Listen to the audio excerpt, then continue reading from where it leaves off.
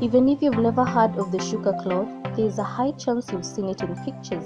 Often in red with black stripes, Shuka cloth is affectionately known as the African blanket and is worn by the Maasai people of East Africa.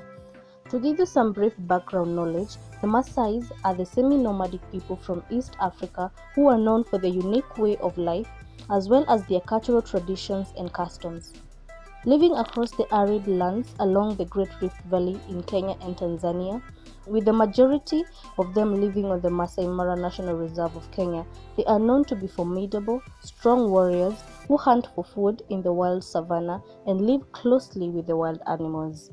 The Maasai identity is often defined by colorful beaded necklaces, an iron rod as a weapon, and of course the red Shuka cloth. While red is the most common color, the Maasai also use blue, striped and checkered cloth to wrap around their bodies. Nimekuwa nikiuza Maasai Shuka for the last 5 years, na nilipoanza demand haikuwa juu kama venye iko sahi.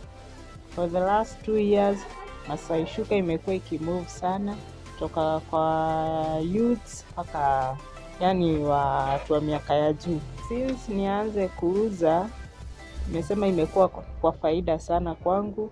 Juu demand imekuwa high, nayo supply imekuwa ngumu sana juu tumekuwa na hiyo original na fake yake. Sasa hiyo ndio imekuwa ikitusumbua kidogo, lakini kwa side ya biashara iko sawa kabisa.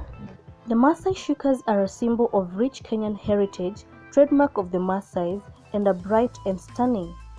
They are also appropriate for all year-round usage. They come in different colors that represent different meanings. The different colors of the Maasai Shuka include orange, blue, red, green, and yellow. Orange represents hospitality, warmth, friendship, and generosity.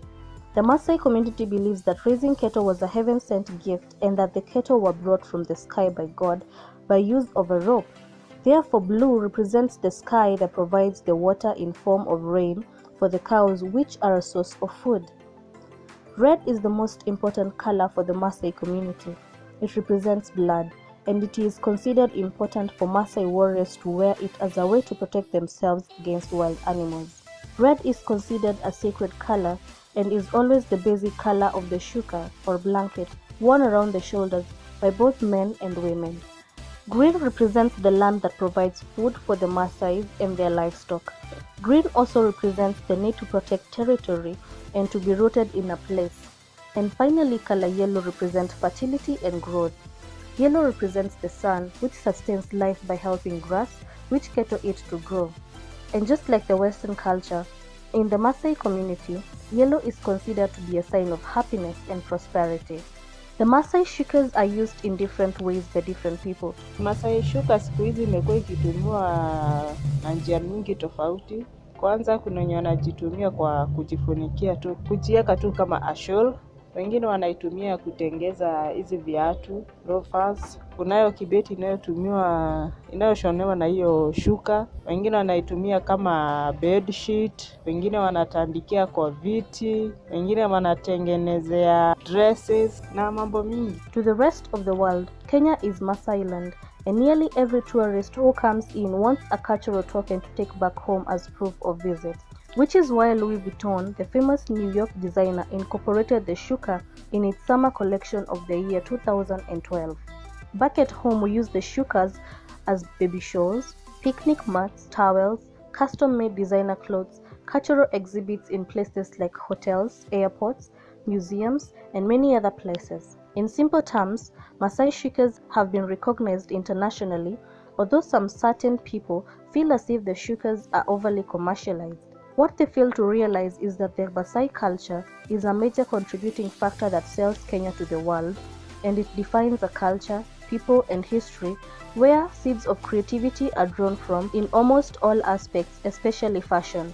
Naona miaka ijayo itakuwa kama kila mtu akona yake. Kama una Maasai Shuka inakaa umeachwa nyuma kiasi. Ni pati hata zenye tunavaa siku hizi. There are different theories that try to explain why the Maasai chose the Shuka cloth. One of them is traced back through the centuries where fabrics were used as a means of payment during slave trade and landed in East Africa, while black and blue and red natural dyes were obtained from Madagascar. Another interesting explanation is that the Maasai cloth was brought in by Scottish missionaries during the colonial era. The African Inland Mission was established in the year 1895, and until 1909, Kenya was its only operation. This sounds like a logical explanation. After all, Shuka cloth does resemble the Scottish plaid and tartan patterns. These days, however, Shuka cloth is usually manufactured in Dar es Salaam and even in China, bearing texts such as the original Maasai shuka on a plastic packaging. Challenges zimeanza kutokeza juu venye kitu inaingia kwa soko vizuri, lazima iwe na fake yake. Sasa kunayo moja imetokea fake na imekuwa to discourage. Unauzia customer ukimwambia ni original, akienda akiosha inamwaga rangi. Hiyo kitu inasikia kuwa chini sana. Ironically, the Maasais really do buy and wear shukas made in China packaged in plastic. All in all, Shuka cloth's past may still be a mystery, but it looks set to conquer the future. For MMU Radio, I am Lisbeth Kamau.